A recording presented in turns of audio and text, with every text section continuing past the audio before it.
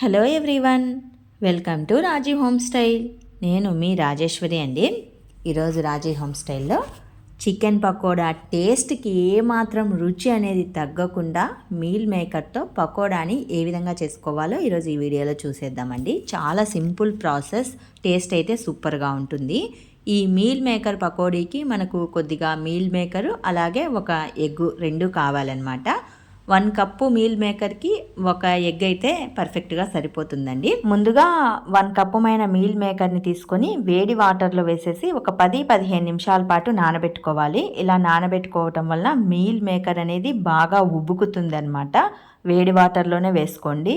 అలా side of పెట్టేసేసిన తర్వాత ఇలా చక్కగా ఉబ్బికిన తర్వాత ఈ మీల్ మేకర్లోని వాటర్నంతా ఇక్కడ వీడియోలో చూపిస్తున్న విధంగా గట్టిగా పిండేసి వేరే గిన్నెలోకి తీసేసుకోవాలి. మిక్సింగ్ బౌల్లోకి తీసుకోవాలన్నమాట. వాటర్ అనేది ఏది లేకుండా గట్టిగా పిండి తీసుకోండి. అప్పుడే పకోడా అనేది మంచి టేస్టీతో చక్కగా కుదురుతుంది.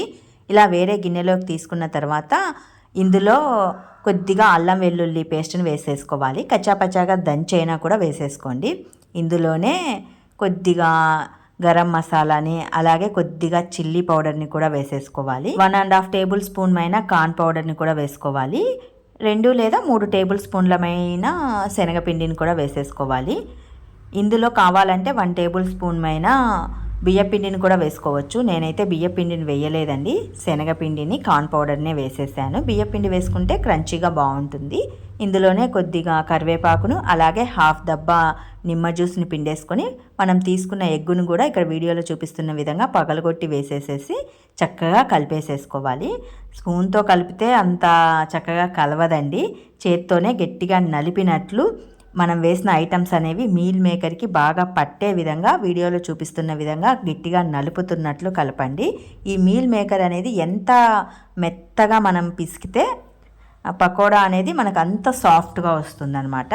ఇలా చక్కగా కలిపిన తర్వాత ఒక 5 మినిట్స్ పాటు పక్కన పెట్టేసేసి స్టవ్ పైన వెడల్పాటి కడాయి పెట్టేసి అందులో మీల్ మేకర్ వేయించుకోవటానికి సరిపడా ఆయిల్ని వేసుకొని ఆయిల్ హీట్ అయిందో లేదో ఒకసారి చెక్ చేసుకోండి. ఆయిల్ చక్కగా హీట్ అయిన తర్వాత ఈ మీల్ మేకర్ని ఇలా వీడియోలో చూపిస్తున్న విధంగా పకోడీలాగా చక్కగా వేసేసుకోవాలి. 2 వైపులా ఈవెన్గా కాల్చుకోవాలండి. మంచి బ్రౌన్ కలర్ వచ్చేంత వరకు కాల్చుకోవచ్చు. నేనైతే ఇందులో ఫుడ్ కలర్ వేయలేదు.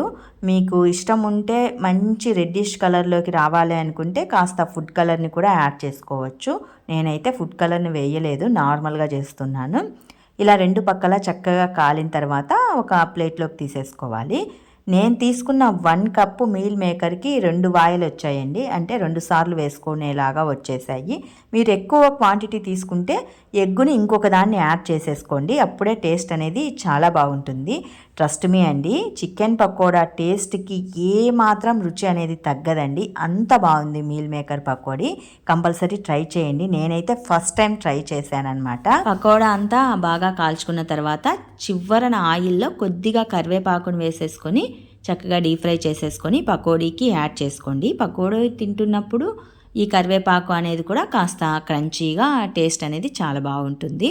చివరన పకోడీకి కాస్త ఆనియన్స్ని యాడ్ చేసేసి ఇంకొక హాఫ్ దబ్బా నిమ్మ జ్యూస్ పిండేసుకొని టేస్ట్ చేసామంటే అబ్బా సూపర్ అనాల్సిందే ఎవరైనా సరే. ట్రస్ట్ మీ అండి, నిజం చెప్తున్నాను. చికెన్ పకోడా టేస్ట్కి ఏ మాత్రం రుచి అనేది తగ్గకుండా మీల్ మేకర్తో పకోడీ సూపర్గా ఉంటుంది. అందరూ ట్రై చేయండి. చికెన్ పకోడా కూడా దీని ముందర పరారు అనిపించాల్సిందే. మరి మీకు ఈ వీడియో నచ్చితే మోర్ ఆఫ్ వీడియోస్ కోసం డూ సబ్స్క్రైబ్.